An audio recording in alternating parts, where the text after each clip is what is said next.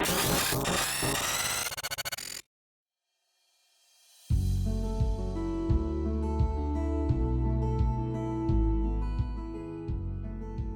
guys, and welcome to another episode of Sasquatch Theory.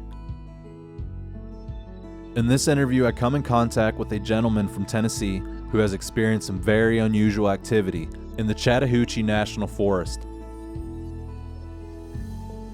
During the interview, I noticed he was pretty shooken up by his experiences, and I could tell it really affected him. That doesn't happen when you see a possible bear, known animal, make its escape into the forest. It's when you can't identify what you saw and your brain constantly plays everything back over and over, trying to find a place to organize it within your mind. I know after I had my encounters, there is not a day that goes by that I don't think about what happened. Where do they come from? Have they been living here the whole time? Do they watch me constantly, or do they migrate? All these questions constantly flood my mind, and I am always looking for any possible explanation. I know a lot of people think I have the coolest job hearing all these Bigfoot encounters and interviewing different people, which don't get me wrong, it's awesome and I am extremely fortunate. But sometimes you come across information that will just mess you up inside. It's the unknown factor with this topic, and almost any theory is on the table at this point. You just kind of have to choose what you want to believe in, really. The one thing we can all count on is these creatures are out there, and people know it. They're not afraid to admit it, and they're not afraid to talk about it. I want to find out as much as I possibly can about the Sasquatch, and I have already come across some deep theories that I want to share later on. Alright everyone, let's dive into this next Bigfoot encounter from the state of Georgia.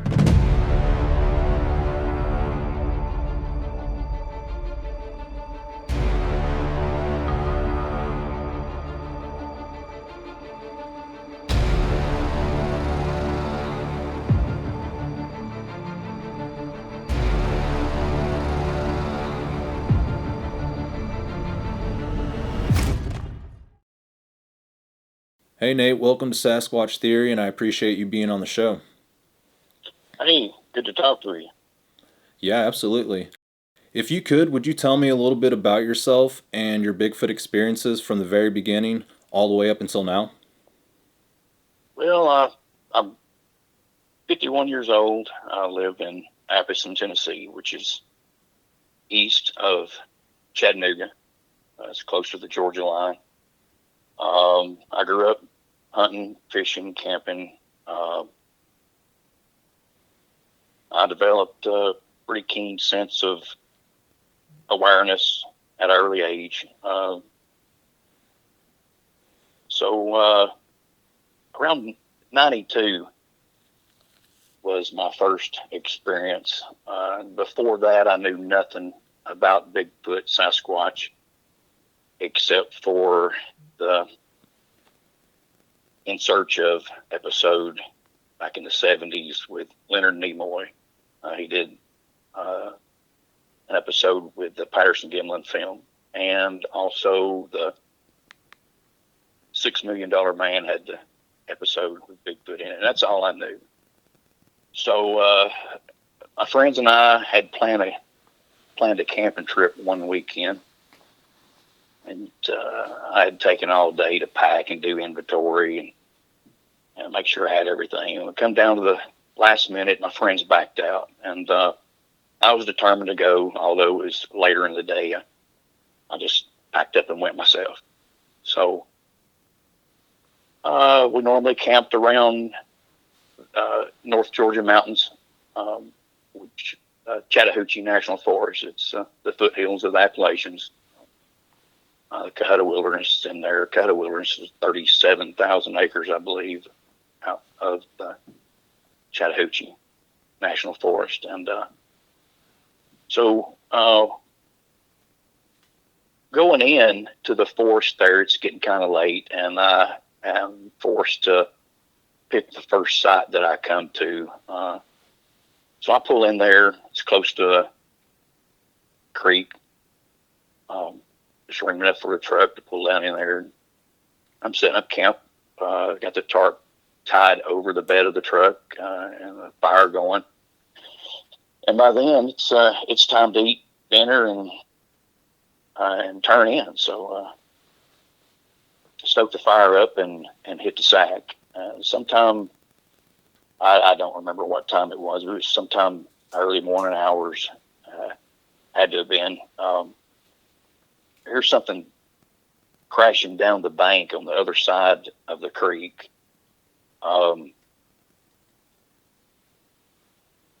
Just crashing and sliding, and I'm wondering if I'm dreaming. I hear it splash the water at the bottom, and I'm still thinking, "Now this is a dream. I'm dreaming."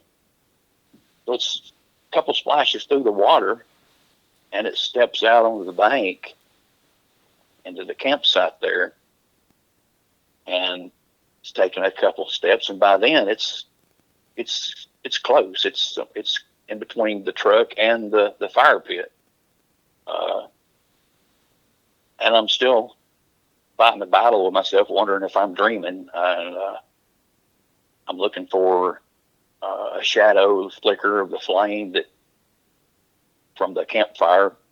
So the fire had long gone out, obviously, and, but it stops somewhere in between the truck and the fire pit, not directly in the center, but I don't know. I was terrified. I couldn't move. It was all I could do to take a breath and fill my lungs up with air. My ears were pounding. My heartbeat were just pounding in my ears, and I'm realizing the thing has stopped there, and I can hear the thing breathing, and that's when I'm convincing myself that, hey, I'm not dreaming. This is real. And I remember the breathing sound like a raspy sound. I would explain it like either flame in its throat or a snotty nose, a couple bubbles in its nostrils. I don't know. I couldn't tell if he was breathing through his mouth or his nose. But at that point, I'm for sure that, hey, I'm awake. This is real. And I still can't move. I'm terrified. I'm in a cold sweat. Just paralyzed with fear. And the thing starts walking, and it's confirmed that the thing's on 2 feet. I hear it get to the service road, the Forest Service Road there, and about 2-3 steps in the gravel, I hear the crunching of the gravel, and that's it. It's gone. And I couldn't move for a long time. I was finally able to breathe normally, and I didn't carry a firearm at the time. The only thing I had was the fork I ate my dinner with that night, and I couldn't, if I'd had a firearm, I couldn't have used it because I was just paralyzed with fear. But so daylight comes, I start moving around, and I eat breakfast, and I'm just walking around camp, just shaking my head. I'm looking for any signs whatsoever. Go to the gravel road, to the creek, just looking. I can't see any prints across the gravel. Go to the creek, I see nothing. The ground is just hard and rocky. Looking across the creek, I see the slide marks down this bank, and it had exposed the slate and fresh dirt and fresh roots. And looking up from there, it's just all the way up the bank was just broken limbs and saplings. And I'm still fighting, with myself. What the hell was that? And I knew, I'm not staying another night. So I pack up and I come home. But on the way home, I remember thinking, there is no way I'm telling anybody. I am not going to talk about this. So that's what happened. I was married to my first wife at the time, and I buried that and back of my mind almost to forget about it. The only time I would think about it was, of course, I was still camping and hiking and hunting, fishing from 92 up until 2016. And every time I would go in that area and I would pass that campsite, I would think about it. And that was the only time I'd think about it. I would just look in there and just, yeah, there's that spot. And just shake my head. Just another unexplained, just another one of life's mysteries.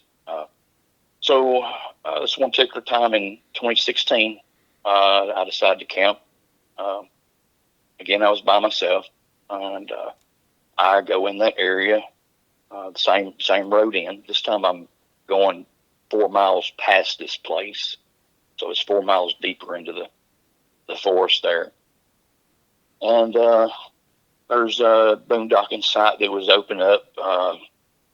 It was open there, so I backed in, and pretty much the same sleeping arrangements. Had the tarp over the bed of the truck, an air mattress, and at that time I was raising rabbits here, so I had taken one in a cage, and my plans were to clean and cook the rabbit one of those nights while I was camping, cooking on open fire.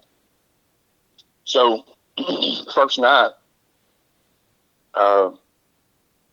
set the fire up real big and turn in after I eat, and sometimes during the early morning hours, the wind picks up just a little bit, and the tarp loosens up on one corner, and it's starting to flap, and in a way that, I'm not going to go back to sleep, so I better fix that. So I get up and I put the headlamp on my head there and go around to the side of the truck, and I'm trying to tighten the paracord up, and I hear these 3 knocks on a tree, probably within 100 yards. And it was loud. It was just like a ball bat on a tree, and just 3 perfect pops, pop, pop, pop. And the same fear in 92 went through me in the instant, and all those thoughts. And then at 2016, I had the knowledge of the tree knocks that was shown on certain TV programs. So, and that's all I knew of tree knocks. But now I'm thinking of 92, and now this, and what little I've heard on the programs. It was, at the present time, and the fear. And I reach in the bed of the truck, and I grab the spotlight, turn around. Of course, I light up that area, and I don't see anything, but I'm shining it all around, not just that one area. I'm going behind me, beside me, and it's pitch black dark. The moon wasn't shining. It was kind of overcast, no stars. The moon wasn't giving off any light whatsoever. So without that spotlight, it was pitch black dark. I decided to slide the rabbit up under the truck and the coolers, and I climbed in the cab and decided I was going to spend the rest of the morning in the cab there. And I cracked the windows, and I never went back to sleep. All of those thoughts were just running through my mind, every detail from 92, and now this. And was it a hiker? Was it somebody messing with me? Yeah, I don't know. Could have been, but that's pretty treacherous over there in that area. So, and it's not only that, it's 2:30 in the morning. So all those thoughts were going through my head, and occasionally I would flick on the headlights to light up the entrance of the site there. Just I don't know, just in case, maybe the thing was slipping in on me. I didn't know. So daylight comes, and I cook breakfast, and the same thing. I'm shaking my head, and I'm wandering through camp there, and I decided to go a little bit closer over towards that ravine where I heard the tree knocks, and have to get out on the road, the forest road, and walk around to that area and then look down into the ravine. It would have been the direction that the tree knocks came from. So that was as close as I could get. So looking down, I see nothing. I can see the ground. I see there's no prints, and it's rocky, and there's no stick or anything that something could have used to make those sounds. So I make it back to the truck, and I'm thinking, there's no way in hell I'm going to leave a blood pool down there at the creek from cleaning this rabbit with, a Sasquatch running around or whatever it was. So I packed up and I came home after the first night. I remember texting my wife, and I said, yeah, I'm coming home early. She was at work, and she wasn't afraid of being ridiculed from her, but something happened. I was pretty traumatized, and she come back with a text message. She says, "What, were you naked and afraid?" And I said, "No, just afraid," and left it at that. I'll tell you later. So I get home. She gets home, and I'm telling her about 92. Now, that was the first time I opened up to speak about the 92 incident, and she was very intrigued, supportive, and now I'm telling her about the tree knocks, and just like, no way, are you serious? Are you serious? So I got a lot of support from her, and that's when I started what little bit of research I've done. I'm not a self-proclaimed Bigfoot researcher. These are just things that's happened to me, and I was curious, and so I was gathering information wherever and whenever I could. So I found the Sasquatch Museum in Cherry Log, Georgia, and had mentioned it to my youngest daughter, and we decided to load up and ride out there. So we do that, and I'm buying books and loading up on all kinds of information, getting names and YouTube channels to follow, and so I come home and I'm falling asleep every night just about YouTube and reading books. Still planning short trips, maybe a day hike. If I couldn't spend the weekend, I'd just go out for a day, or even just to drive through, make the loop through there, and just to be more aware, and just to look, with your head on a swivel more, I guess.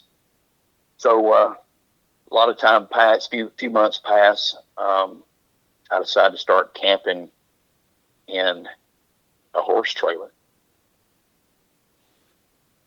So I'm laying there one morning,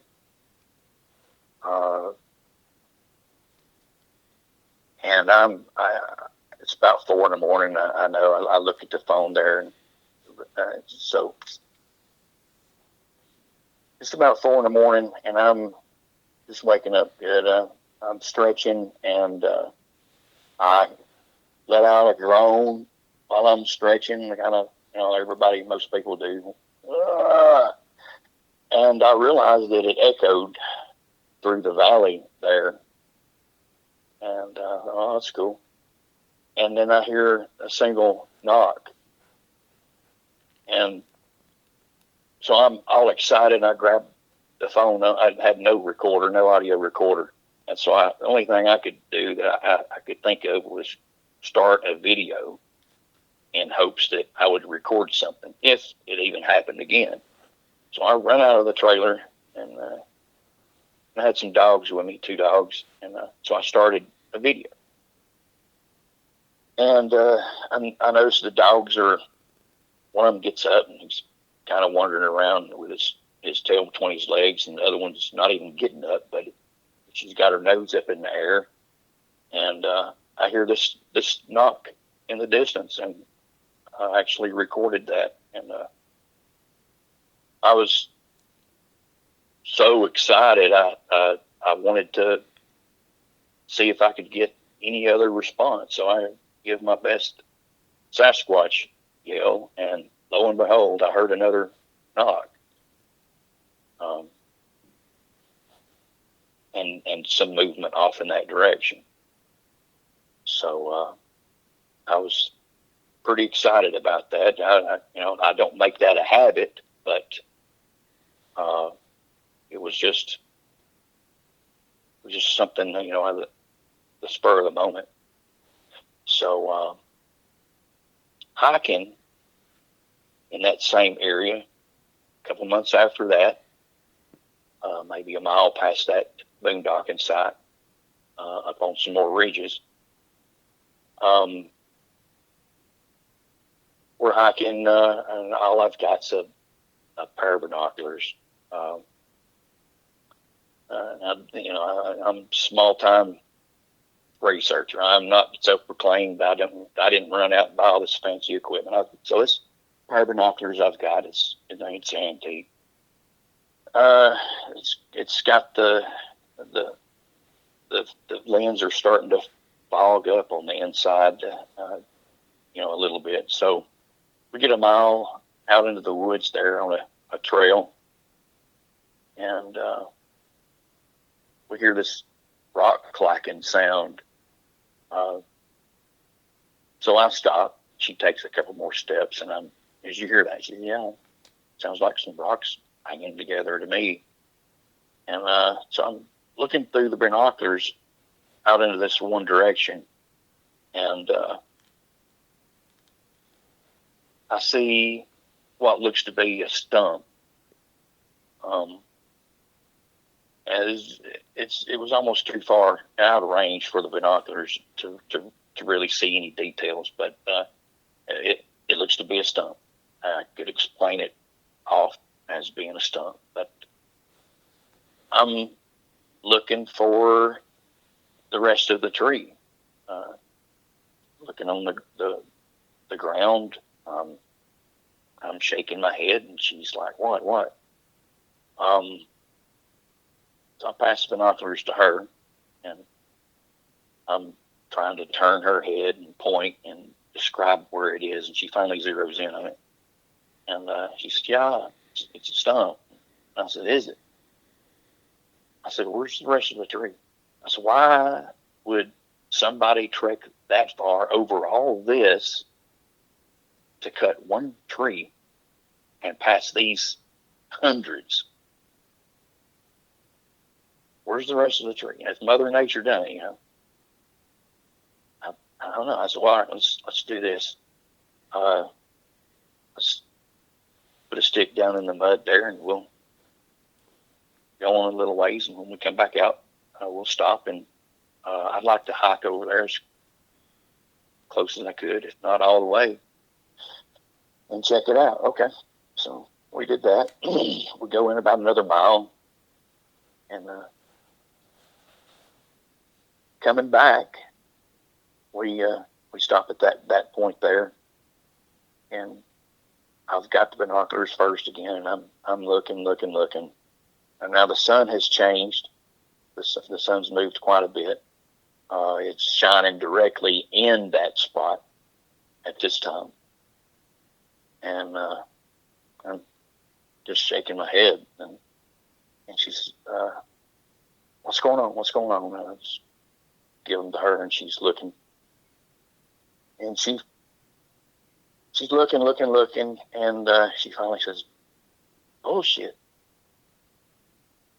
So, yeah, it was gone.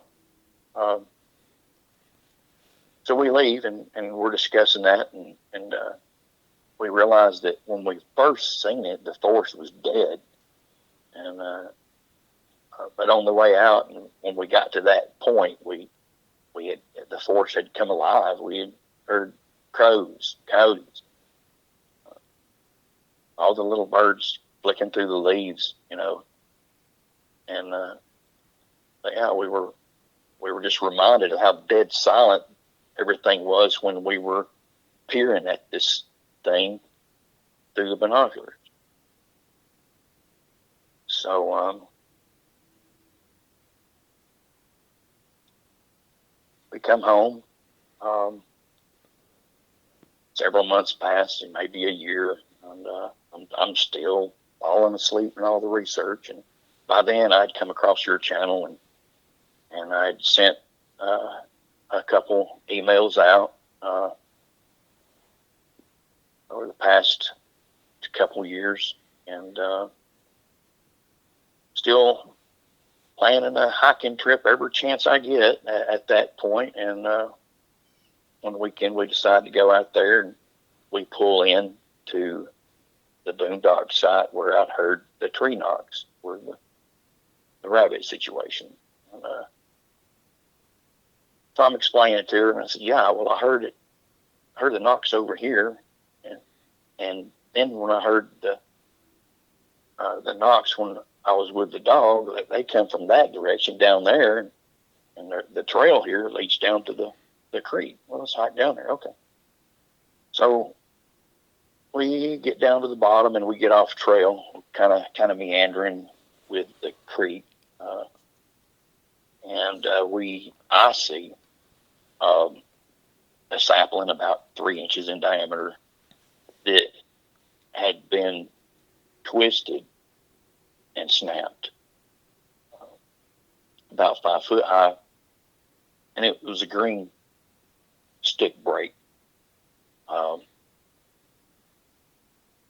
And right behind it was a sapling that was bowed over and held down by a log. And I took a picture of that. I wish I had taken a video to show the other trees standing around it, and to show that the log that was holding that one bowed over down was actually carried in there.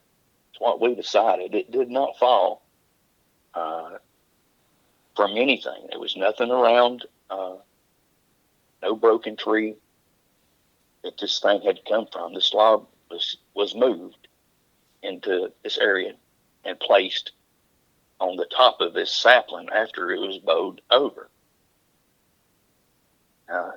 To explain the break and the twist of that 3-inch sapling, there's no human being could have done that without a couple of big pairs of pipe wrenches. Maybe they could have done it, but that would have chewed up the bark and all that, would have made a mess. But this was just a break and a twist. And so we're having a big debate standing there, and I'm looking around. If the wind did this, how and why did it not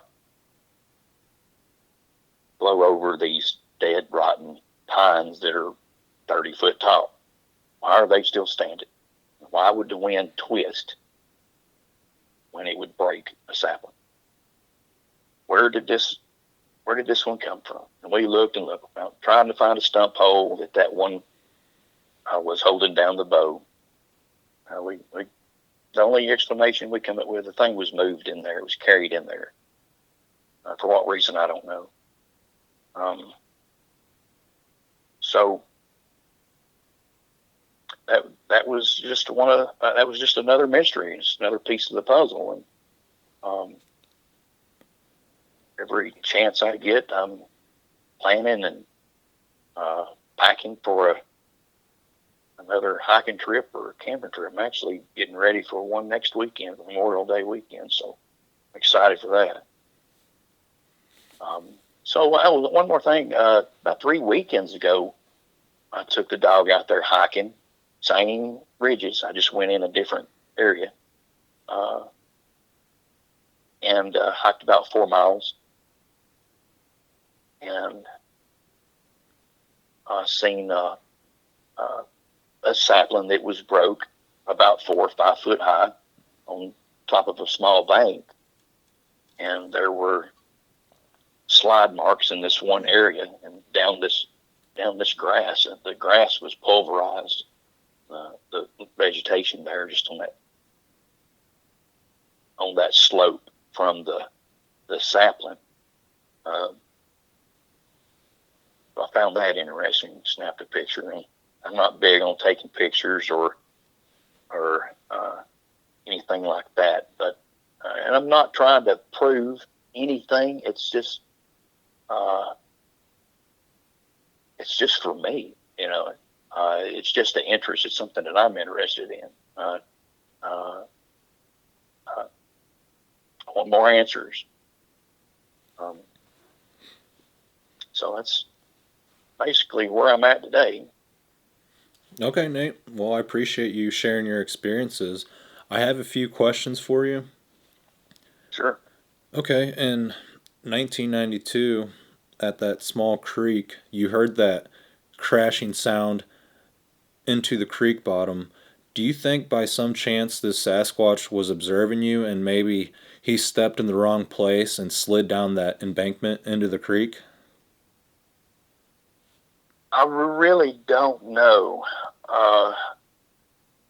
Because you said I it would sounded say, loud and you oh found a yeah, bunch of yeah, branches that were broken. It kind of sounds like maybe you tried to grab something on the way down, but nothing was going to stop him. that's possible. That's possible. And once he made it to the creek, he picked a path and he stayed on it. And the path led right through my camp, but he decided to stop. I don't know.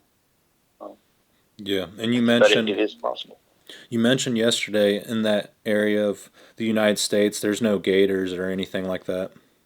No, North Georgia mountains, no. Okay. Yeah, and moving on to your experience in 2016, do you think the Sasquatch were possibly interested in the rabbit that you had? At the time, I was sliding it under the truck. I didn't know what was going through my mind. I knew that was my stuff, and I was going to try to protect it, the coolers and the rabbit. But thinking after the fact,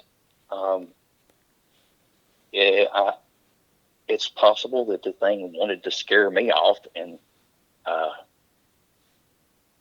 in a rush, so hoping that I would forget the rabbit and it would be a meal for him. I don't know.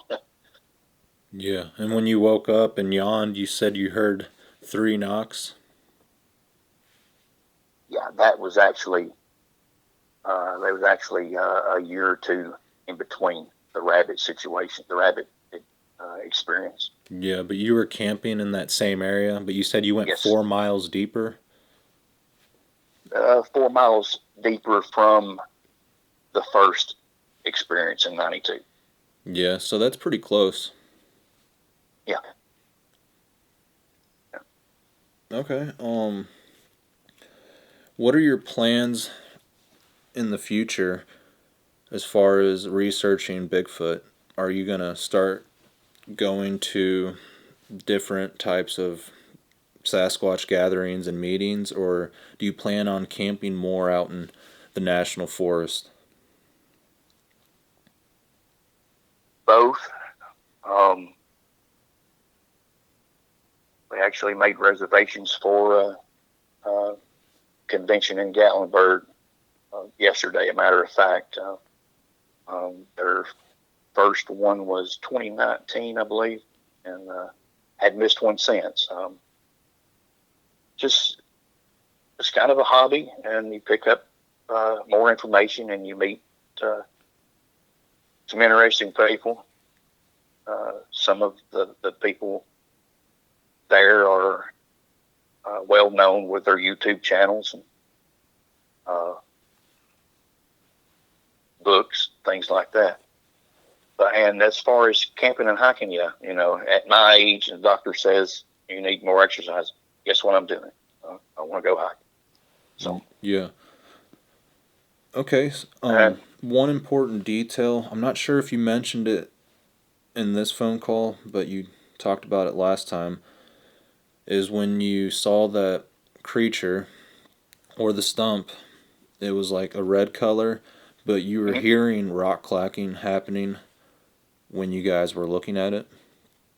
No, we actually heard the rock clacking while we were hiking. Oh, while you were hiking. Okay.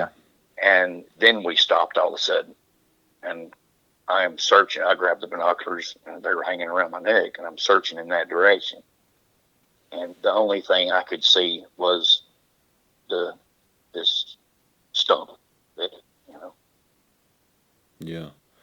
And that's pretty strange that when you look back at the stump later on, it was gone. Yeah. Okay. Well, I think it was possibly a Bigfoot just because of the description and the activity that you were experiencing. Could be possible. Yeah, it was messing with something on the ground and just didn't really care about anything around it. Could have been one theory of mine. I try to lean towards, a family or a clan of Sasquatch. They usually have one scout in the area. Maybe that's what was going on. Maybe it's some form of communication, just like the tree knocks or the whistles. Stuff like that, which they have to have some form of communication, and I had heard at one time, and it made a lot of sense to me that they usually have a scout that would alert the rest of the clan. Hey, here comes some humans, or whatever. Mm-hmm. Yeah, they have many forms of communication, whether it's wood knocking, rock clacks, structures, different vocalizations, languages.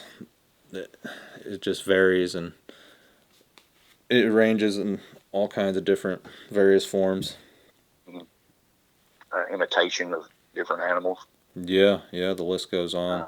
And it's hard to pinpoint and get some type of pattern with the Sasquatch just because when they do something, they may never do it again. But you'll hear about it in another story from a different time frame, etc. Mm-hmm.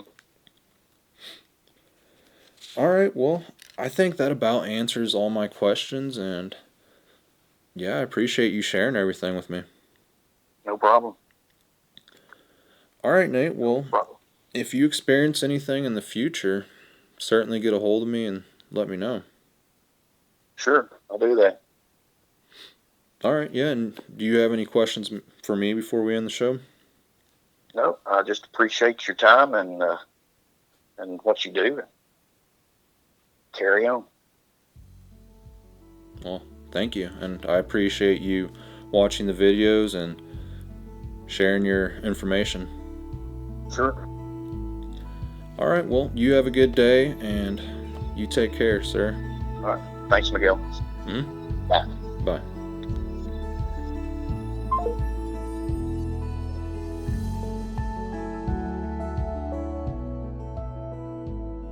I have heard the same type of report where an unknown creature appears in the night and walks around people's camps and vehicles.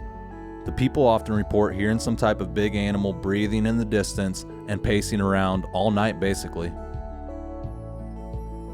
It seems like if the Sasquatch do pursue and follow certain individuals in their life, they let it be known in the form of rock clacks, wood knocks, and sometimes even revealing themselves at a distance. I want to say thank you again to the people who watch the videos and support the channel. You guys are awesome, and I couldn't do this without you.